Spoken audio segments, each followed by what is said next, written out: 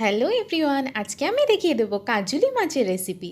তার জন্য আমি এখানে 100 গ্রামের মতো মাছ নিয়ে নিয়েছি। আমার সব মিলিয়ে টোটাল 7 পিস মাছ এখানে আছে। আমি এবার মাছগুলোকে খুব ভালো করে ধুয়ে নিয়েছি এবং তারপরে আমি নুন আর হলুদ ভালো করে মাখিয়ে মাছটাকে প্রায় 10-15 মিনিটের জন্য এভাবেই রেখে দেবো। মাছগুলো কিন্তু খুবই ডেলিকেট, তাই জন্য আমাকে খুবই সাবধানে এটা করতে হবে, নাহলে মাছগুলো ভেঙে যাওয়ার সম্ভাবনা আছে।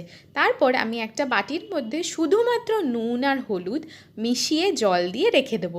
আমার এখানে এছাড়া আর কোনো মশলাই লাগবে না, তাই জন্যই আমি বলতে পারি প্রায় মশলা ছাড়াই এই রান্নাটা আমি এখানে করে নিচ্ছি।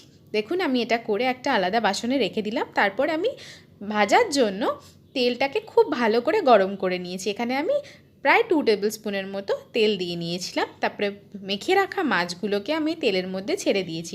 এক একটা পিঠ ভাজা হয়ে গেলে আমি মাছগুলোকে উল্টে নিচ্ছি।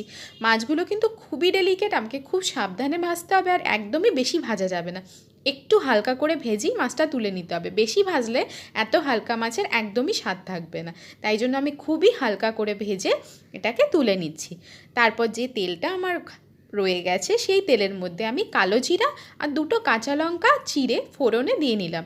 সেই দুটোকে ভাজা ভাজা করে নিয়ে যে হলুদ আর নুনটা আমি মিক্সড করে রেখেছিলাম সেটা আমি তেলের মধ্যে দিয়ে দিচ্ছি। দিয়ে আমি তেলের সাথে খুব ভালো করে নাড়াচাড়া করে কষানোর মতো প্রায় 2 থেকে 3 মিনিট একদম কম আছে এভাবেই রেখে দেবো।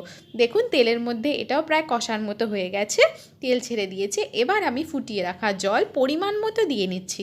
আপনারা যতগুলো মাছ করবেন সেই অনুযায়ী জল দেবেন, অথবা আপনারা যদি একদমই কম জল দিতে চান তাও দিতে পারেন।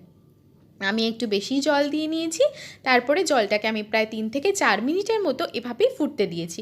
তারপর যে মাছগুলোকে আমি ভেজে রেখেছিলাম সেই মাছগুলোকে এর মধ্যে ছেড়ে দিচ্ছি।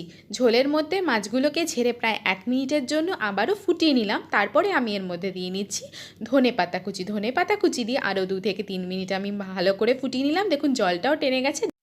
যদি রেসিপিটি ভালো লেগে থাকে অবশ্যই লাইক আর শেয়ার করুন।